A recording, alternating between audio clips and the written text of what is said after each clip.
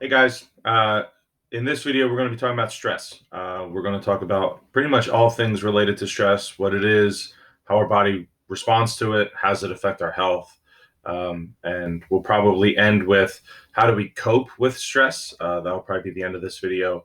Um, or if that's way too over ambitious, then that's probably where we'll start next time. So let's just kind of dive right in. This set of slide notes corresponds roughly with the readings that you guys have to do for these next couple days. So yeah, let's just dive right in. So we're going to be talking about these things, uh, you know, pretty quickly, but also kind of go into the details that we need to make sure that we're prepared for the AP exam in May. So let's start off with the basic one, right? Like, what's stress? What is it? How does our body respond to it? What's going on? And then ultimately, what is this general adaptation syndrome that it says there in the yellow? So first off, let's define stress, right? Stress is an unpleasant emotional state resulting from a perceived threat or danger. And the key word here is perceived, right? That's why it's in italics there. Because not all things that cause us stress are actually things that will put us in an actual state of danger or will actually be a threat to us, right? Sometimes it's just like anxiety about what could happen, right? Or just the frustrations and feelings that come along with uncertainty, right? That can sometimes cause stress. So um, it's important for us to understand what causes stress, how we respond to stress, and those kinds of things, because we really have this is a broad range of things that cause us stress, right? Things from major life events to things like preparing for a test in AP psychology class, right? So while we know that some like major events clearly cause stress, but stress is more idiosyncratic, right? It's more what's the word that I'm looking for? It's more kind of, it's not just those big things, right? Sometimes we get stressed just by sitting in traffic, right? I'm heading home. There's no danger, right? There's no threat that I get home when I get home. But why am I stressed about sitting in traffic, right? So sometimes, right, these feelings of stress and anxiety kind of pop up, when we can just be overwhelmed, right? There's just a lot going on, and we feel stressed about it. I think we've all kind of understand that a little bit more intuitively in the past 12 months. So let's look at what causes stress. So a thing that causes stress is called a stressor. That is probably the most obvious definition that we'll have this year. Certain kinds of events like wars, terrorist attacks, natural disasters, car accidents, those kinds of things clearly are going to cause people stress, right? They're responding to an immediate thing that is putting either them or loved ones in danger. But also, we know that life changes cause stress, right? We see, these are the average results on, a stress scale, right? Like major life events and how people rate their stress based off of it.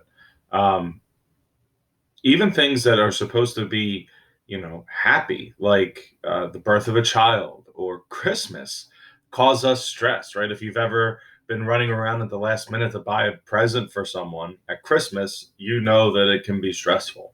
Um, you know that getting a house ready for relatives or something can be stressful. That there's these perceived stressfulness of these major events, right?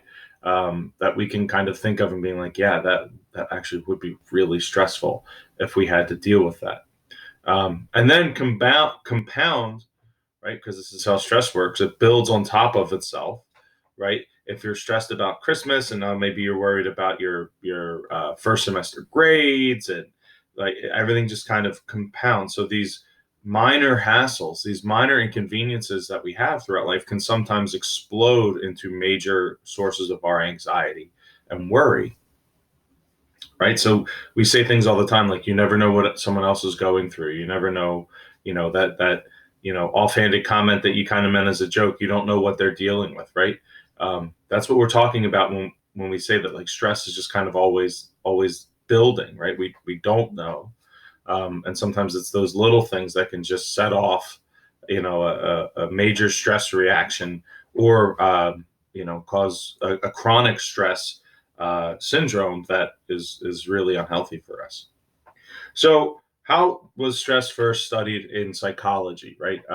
And so, to tell that story, let's go to the guy, uh, Hans Seal. So, what I think is really interesting with this is, Seal was a uh,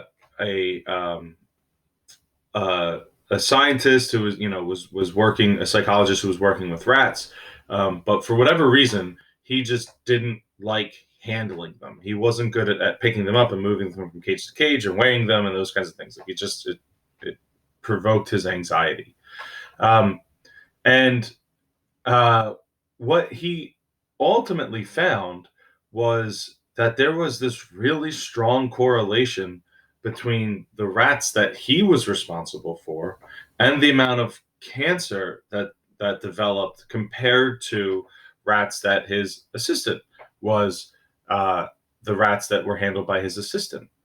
Um, and that got him thinking, like, what is it that's causing this rise in cancer among these basically randomly selected rats that he was handling over his assistant? And basically, what they discovered is that whenever he was, holding a rat, he was shaking. He was nervous holding them. He never got used to them, and that shaking stressed the rats out. Right? They're like, "Why am I being like?" Imagine just like being picked up and then like, brr, right? It'd be really stressful, especially if you don't really know what's going on, as you would if you were a rat. And that stress, that long-term exposure to stress, is what then led to the development of cancers among these rats. And that got Seal thinking about, hey, how does stress affect our health, right? How does stress work? And it led to like a multi-decade research focus, to basically get him to understand how our bodies respond to stress and the impact that can have on our lives. So, going from not really ever getting comfortable with rats, and kind of shaking them as that he handled them, that led ultimately to this finding of how our bodies respond to stress, and that's what's called the general adaptation syndrome. So, the GAS, which is it's also called the gas, basically is broken down into three stages, which you can tell by the color coding on this table or chart here. Excuse me. First up is what's called the alarm stage. Uh, During the alarm stage, that's when the autonomic nervous system responds to the event, right? So you kind of see the baseline coming in kind of horizontally, and then there's that immediate stressor, right? This is to go back to the James Lang and the all those things. You see the bear, right? That produces a bodily response, and the autonomic nervous system kicks in immediately to get all of the resources to your muscles and to your brain, so that you can make decisions and respond and keep yourself safe. It also, in doing so, if you remember, diverts energy away from things like digestion, growth, uh, reproduction, right? Those kinds of things kind of get sidelined when we're in a state of stress, because our body is like, this is a direct threat to our livelihood. You know, finishing digesting the lunch that you had is less important than getting away from this scenario. So we see this initial drop in resistance to stress, and then it starts building, right? We're dealing with the stress that's coming in. If that stressor lasts longer than just a few minutes, right? So it's not the bear in the woods, it's the impending deadline to a big project that you're working on, then we enter what's called the resistance stage. Sorry. During this stage, our body shifts from the nervous system to the endocrine system. Now we'll start using hormonal mechanisms that provide a milder version of those sympathetic nervous system activation, right? So it's no longer the nervous system, which remember is the fast, uh, body's communication. Now it's using the endocrine system and hormones, which is the slower one. But those hormones, remember, affect the entire body, right? It's in the bloodstream. Those chemical messengers are being spread throughout, and or they're affecting all of our organs and all of our, all the adrenal glands and everything. All the glands are being, our entire body is affected by hormonal mechanisms here. So our body is basically trying to deal with this flood of hormones, right? Whether it's cortisol, which helps pull, sugar and stuff into cells and get our body responding quicker. But this body really tries to balance this, oh my gosh, I'm so, stressed and calm at the same time, as opposed to going back and forth, which is why it feels like it's building, right? Which, if you've ever been really stressed, it feels like it's like compounding, as opposed to going from like 0 to 60, 0 to 60, 0 to 60.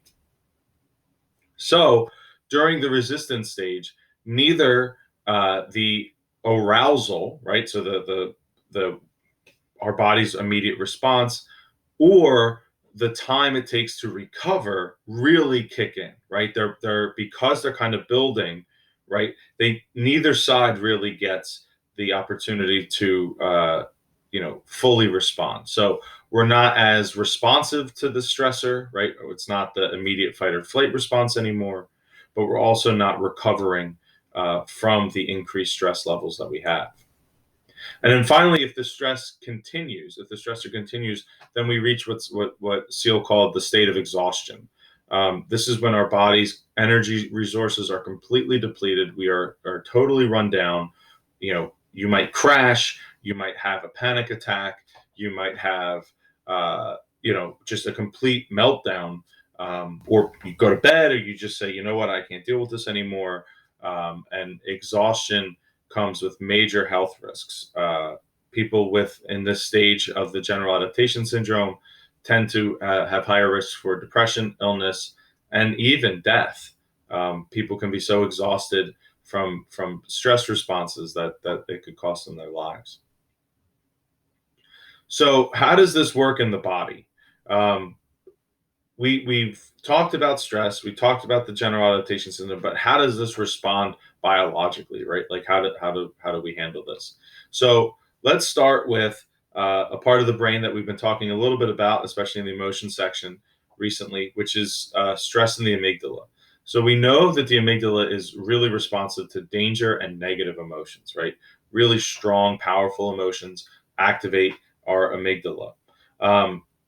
So when our amygdala is fully active, right? It's helpful in learning what are the new things that we should be afraid of, right? Or where are the new threats coming in, right? That's kind of its specialized role in a way. That information is then sent, remember, to the thalamus, which then sends it to the somatosensory cortex as the information comes in, which then sends it to the amygdala, right? So remember, right? Sensory information always goes through the thalamus except for the sense of smell. That then gets sent to the somatosensory cortex, which is part of the parietal lobe, right? If you remember, it's one of those homunculi, if you remember that from the bio unit. And if not, review that. And then it gets sent to the amygdala. And that amygdala is where we might have that, fight, flight, or freeze kind of response, right? It's the amygdala that kind of prompts that behavior. And then what's really important is as new stressors are learned, right? So think of classical conditioning, right? There's the song, there's the shock, right? In this case, right? Eventually, the rat will know that the song is going to signal the shock and start feeling stress about it. And when that happens, once that connection is made, it's the amygdala that's responding to the hypothalamus that then says, hey, we need to be stressed here. We need to go into a stress response, right? So that then can lead to this sense of freezing. Now, in those stages that we talked about before, alarm, resistance, exhaustion, which you absolutely need to know, right? Our bodies kind of respond differently. So I said in the alarm stage, that's really the sympathetic nervous system activating, right?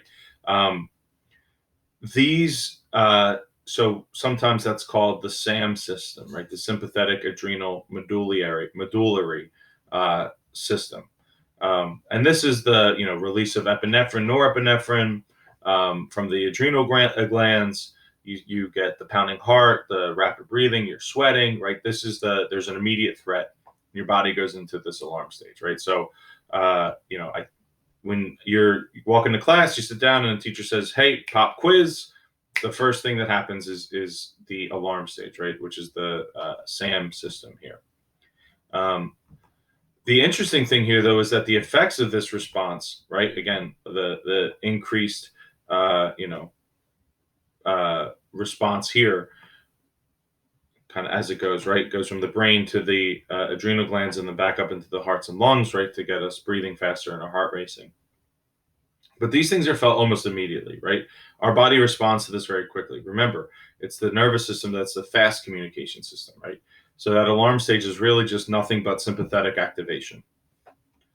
Resistance, though, remember we said that that's where the hormonal shift starts coming in, right? During the resistance stage, the sympathetic nervous system goes into a long period of moderately high activation, right? It's still operating, which then causes the hypothalamus to kick in.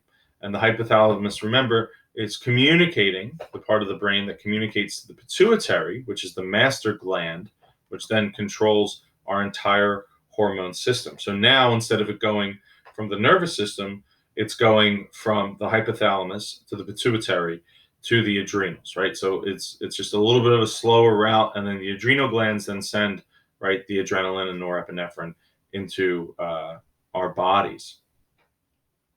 That then causes the body to release cortisol, which is the major stress hormone. This is important. So cortisol is what if we were to take if we were to draw blood right from people who are stressed or not stressed, the blood levels of cortisol would tell us who was actually feeling stress levels. If you remember back in the development unit, we said that even though some babies with insecure attachment might seem calm, their cortisol levels are high, right? Meaning that they're feeling stressed. Their body is in a state of stress.